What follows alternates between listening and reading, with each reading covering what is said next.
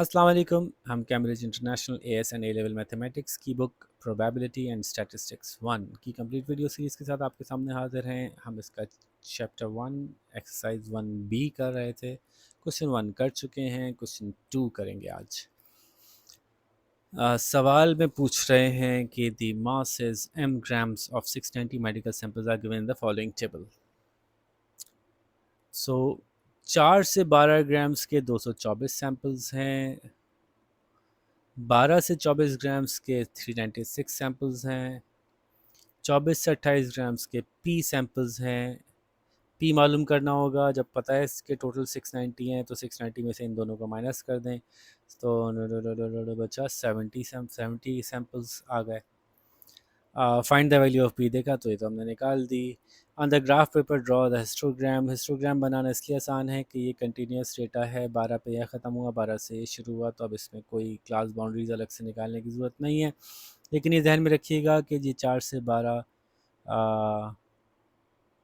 8 को रिप्रेजेंट करता है। 8 इसका क्लास विड्थ है, इसकी 12 है, इसकी 4 है। क्लास विड्थ अलग अलग है तो लाजमन फ्रीक्वेंसी डेंसिटीज़ निकल के फिर हिस्टोग्राम बनेगा। तो वो मैं देखता हूँ कि हम इसने बनाया है। यस, बनाया।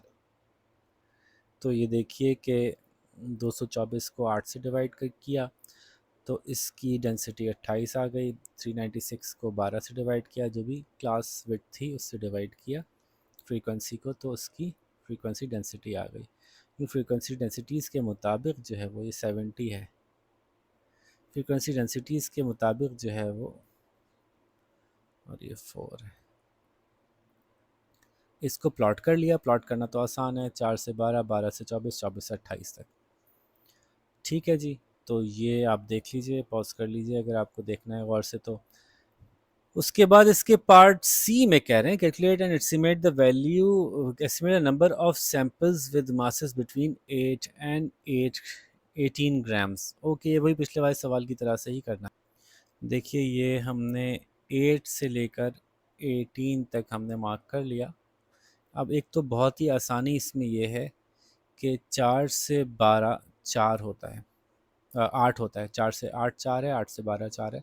तो एक्चुअली 8 से 12 का जो है वो निकालना वैसे भी आसान था कि इसी को हम डिवाइड बाई 2 कर देते, इसका आधा निकल आता।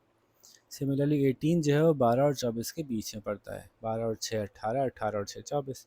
तो अगर इसका वॉल्यूम एरिया हमें पहले ही मालूम होता तो हम इसको डिवाइड बाई 2 करके सीधा निकाल लेते। तो ये भी एक रास्ता था करने का। बहरहाल ये हमें एरिया चाहिए है।